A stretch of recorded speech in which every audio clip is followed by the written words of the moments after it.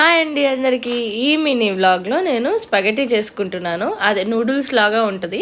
ఎలా చేయాలో చూపిస్తాను రండి. First of all water boil చేసుకొని అందులో సాల్ట్ ఆయిల్ వేసేసి ఇది బాయిల్ చేసుకున్నా.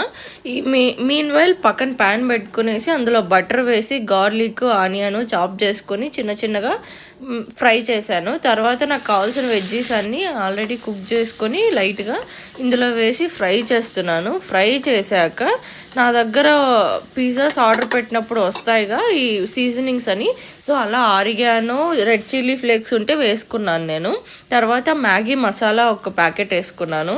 తర్వాత పిజ్జాస్ అండ్ పాస్తా సాస్ అని వస్తుంది, బయట దొరుకుతుంది, అది కొంచెం యాడ్ చేశాను. దాంతోపాటు రెడ్ చిల్లీ సాస్ యాడ్ చేశాను, గ్రీన్ చిల్లీ సాస్ యాడ్ చేసి దానిలోకి కొంచెం చీజ్ స్లైస్ తెచ్చి పెట్టుకుంటాను నేను. అది యాడ్ చేసుకున్న ఒక స్లైస్ మొత్తం కరిగిపోయాక చీజు ఈ నూడిల్స్ అందులో వేసేసి స్పగెటీ కలిపేసాను నీట్గా.